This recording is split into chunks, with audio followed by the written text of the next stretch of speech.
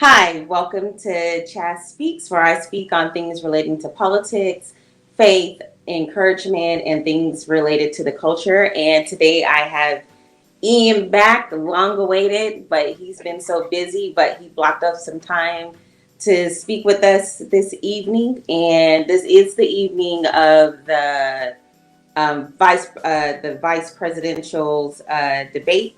So by the time that y'all see this, it would already have occurred. But Ian, what's your thoughts on that? Just a quick thought. What do you think about the debates? I've never heard Pence really talk. Do you think that he can handle Kamala? Yeah, oh yeah. Pence is a politician who's been around. He's one of the few left from way back in the time when they removed the Democrats out in corruption, because people forget that the Democrat Party had control of the House of Representatives for decades, and the issue that they got them out with was the major corruption that the Democrats had used the House of Representatives for. Dan Rostenkowski, the House Post Office, all of those issues. People forget today, but yeah, Pence can handle himself. He became the governor of Indiana. He didn't do that by accident. He can handle himself.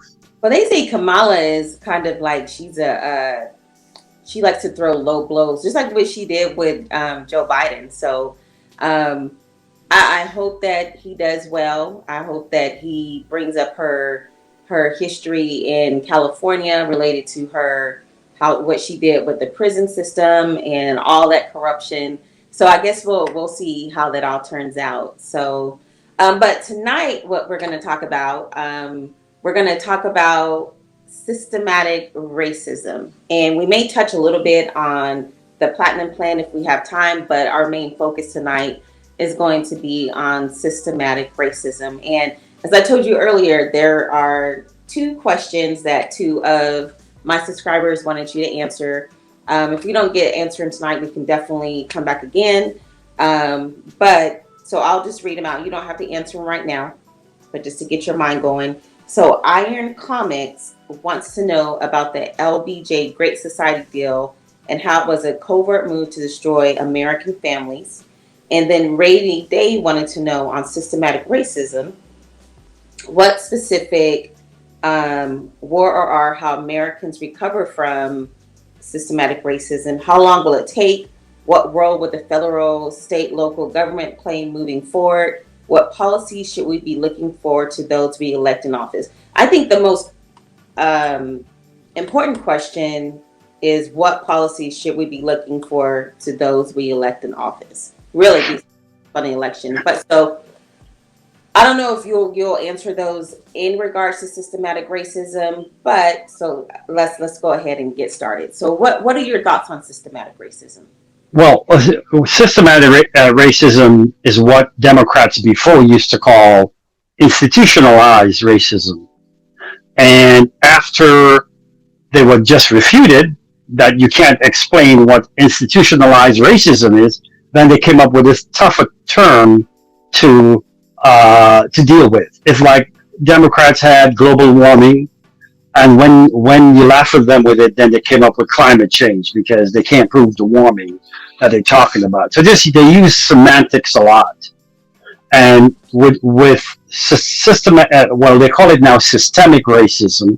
That's the word they use, and Democrats are saying that it's interwoven into the American system because it was there from the fabric and the founding of the United States.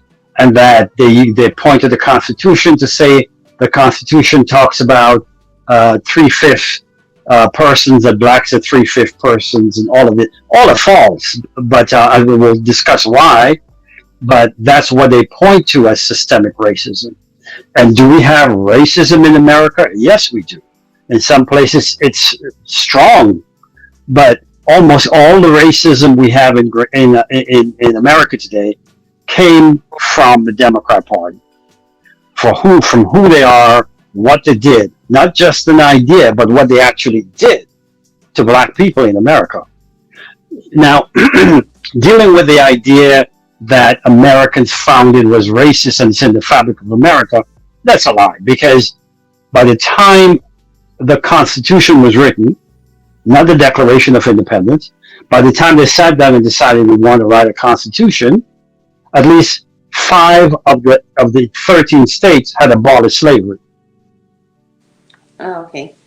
So when the Constitution was being written and talking about 3/5 in relation to slaves, it wasn't talking about black people per se, because you had states that had free black people.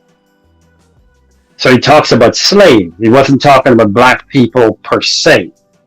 Yes, it would affect black people because the bulk of them were slaves in the South, but the states that had already freed slaves, the 3/5 clause did not apply to these people.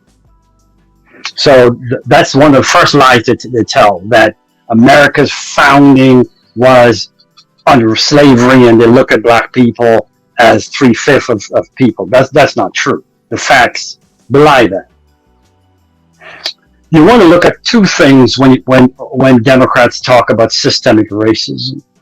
And the first one, I call them the two P's. The first one is their participation in systemic racism. And the second one is their plan. What is it they have in mind, or their purpose, when they talk about systemic racism? And we'll talk first about their participation. And we said that in the beginning, states had already planned to free slaves. Some had already freed. Other states had bills saying, hey, we need to get rid of slavery. Mm-hmm. And not just the states. In the Congress itself, the congressmen who were from the free states, they were agitating with the other people, saying, hey, we need to get rid of this. And I have this book here, if ever anybody wants to go take a look at it, by William Lee Miller, and it's called Arguing About Slavery, talking about the very early arguments that the founders and their children were having about getting rid of slavery. So there was no monolithic, every American wanted slavery. No. And the main character in the book is John Quincy Adams, who was the son of a president, the son of a founder, and by the way, his father, John Adams, didn't own any slaves. And he himself later became president and didn't own any slaves at all. And after he was president and his term was over, he went and ran for Congress. And his main issue over and over was he brought bill after bill after bill, free the slaves. And he had a whole bunch of people with him in Congress saying, we need to do it now. There was no enough support for it. But by that time, in 1820, the modern Democratic Party was founded. And they were founded to keep blacks in slavery and to stop the states who were already freed slaves. They wanted those states to bring back slavery. That was one of the purpose of the Democrat Party. The second one was for states who were thinking of getting rid of slavery to stop them from even doing that. And that's where they used I believe you called them the border ruffians. When they were formed, the Democrat Party has always used terrorist groups to further the aim of keeping slavery or keeping blacks inferior. They've always used, and the very first group they used, Abraham Lincoln says, is the border ruffians. Until I read that speech of his, I didn't know who they were specifically. Then I started studying them, and they were just a terrorist group trying to get states not to bring back to free slaves. So the Democrat Party from the beginning has used violent groups, and through the history of America, they've used a series of violent groups to either keep blacks as slaves or oppress blacks once slavery was finally over. And some of the groups they use after they weren't able to keep blacks as slaves and black people were free, you take states like Alabama, Mississippi. Those states, by the way, were Republican states before they were Democrat states after the Civil War. And blacks became congressmen from those states, state Congress, state assemblymen, state senators in the U.S. Congress from places like Alabama, Mississippi, and those states. They were Republican states. We know them today as Democrat states, segregationist states. But before that, they were Republican states, equal black and white, running together freely with no hassles. But then the Democrat Party didn't like that. So that's the first thing they did was form the KKK. And the KKK was to disenfranchise black people who had gotten political power in those southern states, those Republican states. And so they used the KKK and other militant group, Democrat groups, to beat blacks, to shoot blacks. Any black who was in Congress or who was running for mayor or dog catcher, they would show up at the door and firebomb them, whatever they had to do to dissuade them from running. So the Democrat Party started right after the Civil War. Now we have before the Civil War what they were doing, trying to keep blacks in slavery. And when we talked about this before, and after they didn't succeed, they left America, formed a different country, the Confederate States, and it was all Democrats who left to form the Confederate States. It wasn't every Democrat, you have to give them that, but all the people who left were Democrats. A sitting Democrat senator left to become the president. A sitting Democrat congressman left the United States to become the vice president of the Confederacy. So the Democrat Party, even before slavery was ended, were oppressing black people and creating oppression for them. And after they were freed, then the real, what we call today, systemic racism started. First of all, trying to kill them just for running. Yeah. I mean, if you want And to that best way. I didn't hear you. I said, if you really want to stop someone to end their life, that's like the number one way to stop them. And they killed, they lynched, they firebombed, they intimidated, all the things they can do, like a paramilitary counterinsurgency group, because they lost the war, and the people who formed the KKK were not just ordinary low-class Democrats. They were Confederate generals who continued the war with the KKK against black people after black people were free. And so when you see states like the Deep South, Mississippi, Alabama, Louisiana being controlled by Democrats and Jim Crow, that was taken over by violence of the Democrat Party. They didn't just vote them in, because the people were voting in black Republicans and white Republicans.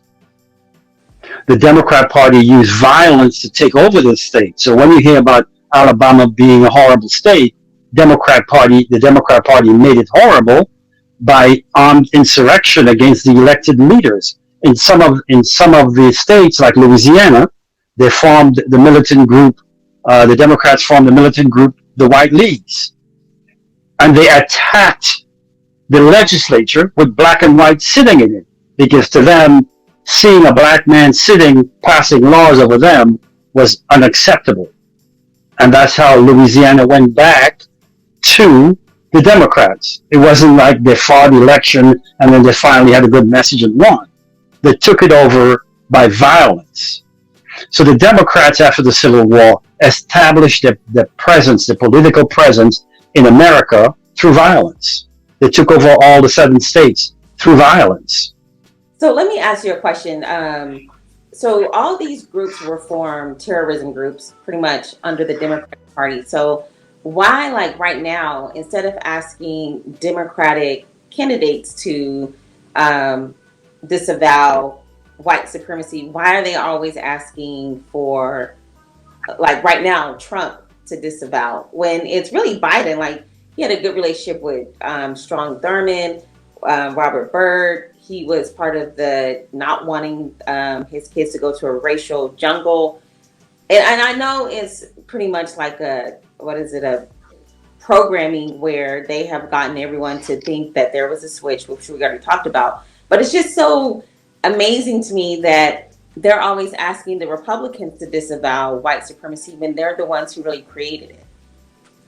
I agree with you, but that's because the Republicans are we kind of jump ahead to today, but you have to understand the progression of what occurred and how we got here. After they took over the South, after Democrats took over the South with violence, they also had violence in cities like Chicago, New York. If you read about the draft riots, where the Democrats, blacks and whites used to live together in New York City, the Democrats they revolted and started burning down black houses, and so New York became segregated. Oklahoma was a territory. It finally became a state in 1907, not 1904, either 1904, 1907, around there, with a Democrat governor, Democrat Senate, Democrat House, because the Democrats had coalesced in Oklahoma, got it to be a state, got their statehood. The very first law they passed when it became a state and had the first session of the legislature was Senate Bill number 1. Segregate all of the state. That's the first law the Democrats passed in Oklahoma. Segregated. So it was the Democrat Party passing segregation law. Every segregation law in America was passed by Democrats. Democrat House, Democrat Senate, Democrat governor. Any place where they happen to have all three branches of the government. And remember, in most of them, they took over by violence. They didn't take over those branches in the normal way. They took it over by war, by killing people and shooting and maiming them.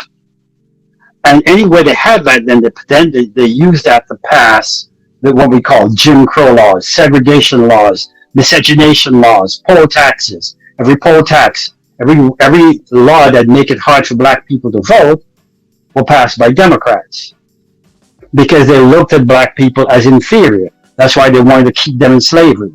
They look at them as inferior. That's why they didn't want them to be able to pass laws over them. That couldn't happen. So over time, it became the status quo because if you try to run for office, you try to do something, quote unquote, uppity, because the uppity phrase comes from the Democrats, uppity N-word, if you understand what I'm saying.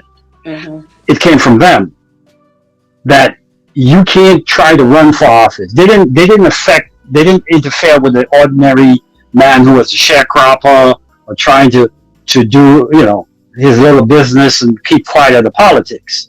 It's only those who feel they could get into the legislature to rule over them or become mayor or police chief or whatever it is that was office that you were trying to run for, then the Democrats would terrorize you or kill you or lynch you or whatever they felt was the most effective terrorism tool at the time. So that took over the whole of it's happened mostly in the South, but not only in the South. Happened in other Democrat jurisdiction also. However, they were able to get a foothold mostly in the South because that's where they use most of the violence in the South. So to take. Mm-hmm. Oh, well, I want to jump forward to today. Well, not to today, but to the 1950s and 60s.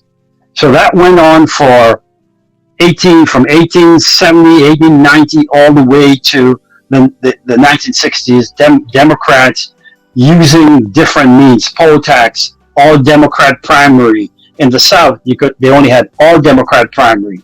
And because no black person belonged to the Democrat Party, you couldn't take part in the primary.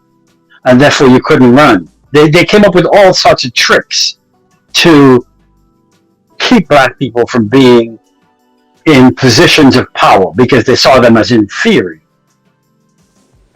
Then in the 1950s and 60s, the quote-unquote civil rights leaders came up with a strategy. And the strategy was, we're going to picket and agitate and do whatever we can. The civil rights movement, though, was not unified. People, they were extremely divided. You had people like Martin Luther King, who came in and had conciliatory ideas, peaceful, and you had other people who said, no, we need to be more forceful and fight back. But then you also had a group of civil rights leaders who were pure communists. I think we talked about that before. Yeah.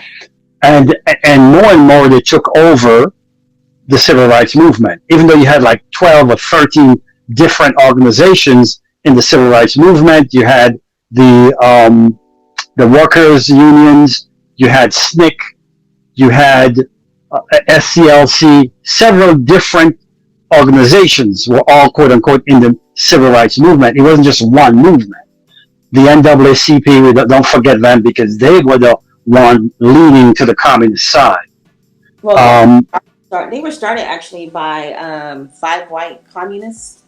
well, yes, the NAACP was formed by communists who decided to use the race issue to bring communism into America.